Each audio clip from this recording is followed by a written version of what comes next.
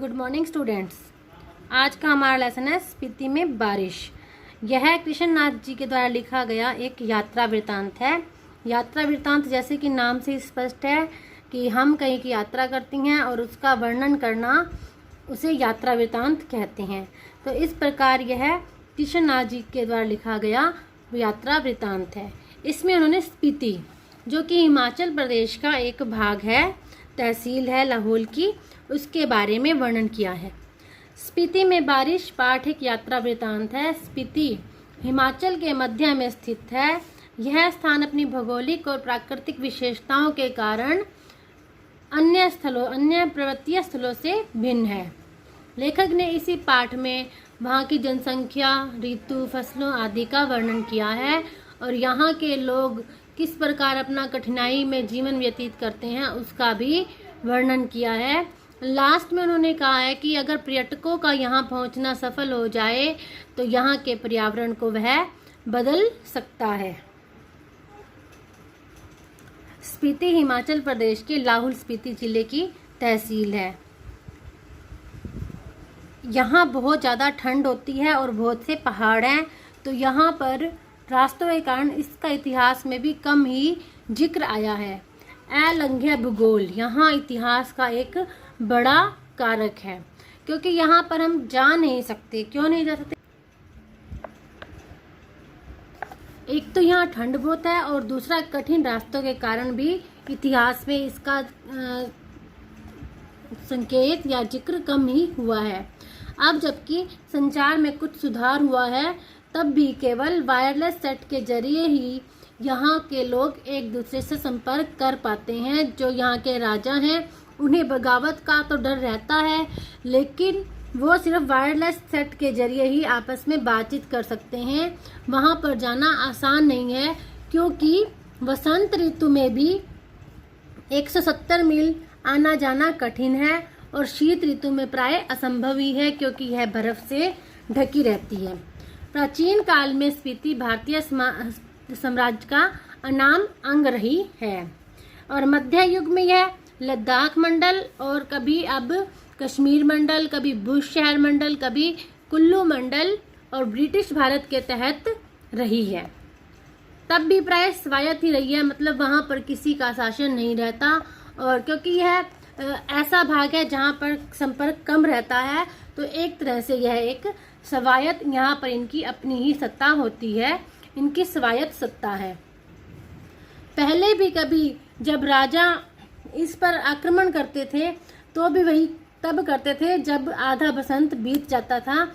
जैसे जोरावर सिंह आया तो स्पीति का तरीका वही था जो उन्होंने देखा कि जैसे ही वो आया था, जब डायनामाइट का विस्फोट होता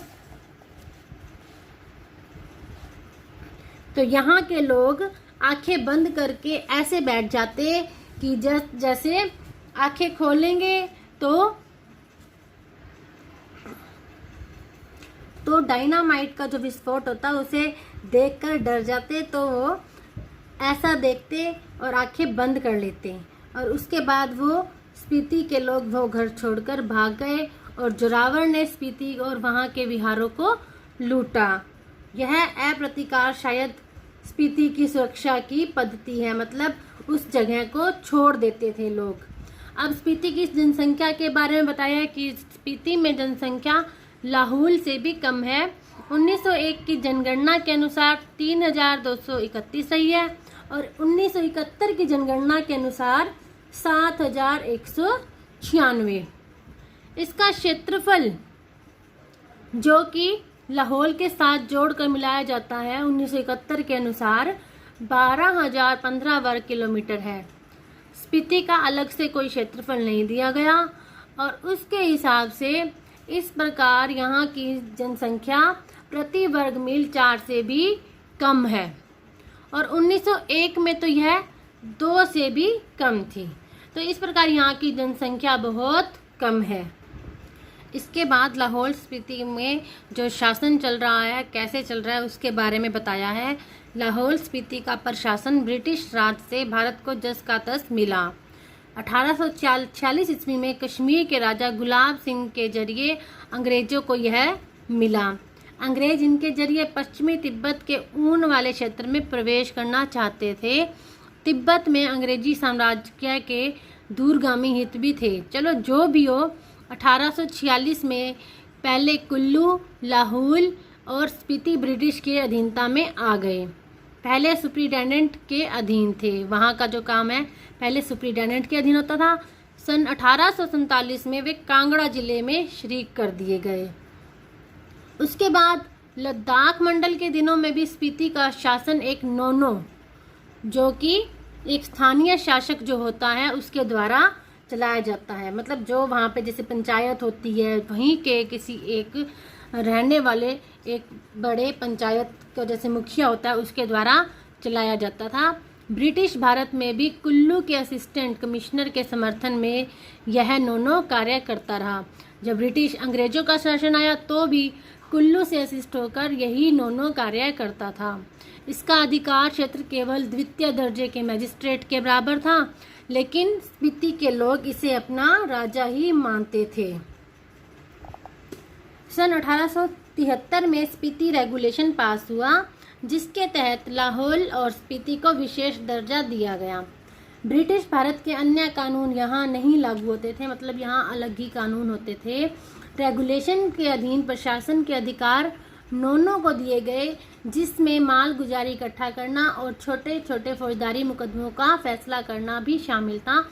इस प्रकार नोनो जो वहीं का व्यक्ति था वहाँ से सारे कर इकट्ठे करता था और वहाँ के जो मुकदमे थे छोटे मोटे उनका भी निर्णय करता था। उसके ऊपर के मामले वह कमिश्नर के पास भेज देता था।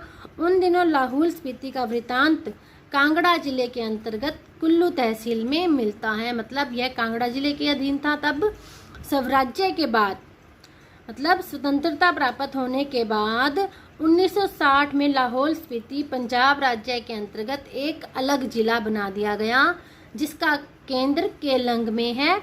1966 में जब हिमाचल प्रदेश राज्य बना तो लाहौल स्पीति उसका उत्तरी छोर का जिला हो गया। मतलब अब ये अलग जिला है हिमाचल प्रदेश का, अब यह पंजाब राज्य का नहीं है। और यह देश का सबसे अधिक दुर्गम क्षेत्र है, बहुत अधिक यहाँ पर कठिन क्षेत्र है, यहाँ की चढ़ाई बहुत ज़्यादा कठिन है। इसके बाद वहाँ की भौगोलिक स्थिति के बारे में बताया गया है कि वह कौन से अक्षांश और देशांतर में स्थित है। तो स्पीति 31.42 और 32.59 अक्षांश उत्तर और 77.26 और 78.42 पूर्व देशांतर के बीच स्थित है। यह चारों ओर से ऊंचे ऊंचे पहाड़ों का कैदी है। मतलब इसके चारों ओर पहाड़ हैं और बीच में स्पीति है जो एक स्थान है। इन पहाड़ों की औसत ऊंचाई 18,000 फीट है। यह पहाड़ उसे पूरब में तिब्बत, पश्चिम में लाहौल, दक्षिण में किन्नौर और उत्तर में लद्दाख से अलग करते हैं। इसकी मुख्य घाटी इसी नाम की स्पीति नदी की घाटी है। मतलब इसका नाम इस स्पीति नदी के कारण ही पड़ा है। स्पीति पश्चिम हिमालय में लगभग 16,000 फीट स्पीति से बहकर पुराने रामपुर बुश शहर में, जो अब किन्नौर जिले में बहती हुई सतलुज में मिलती है। तो इस प्रकार यहाँ का भौगोलिक वातावरण का उल्लेख किया गया है। आज के लिए इतना ही बहुत है। हम अगली वीडियो में पढ़ेंगे इसका नेक्स्ट पार्ट। Thank you.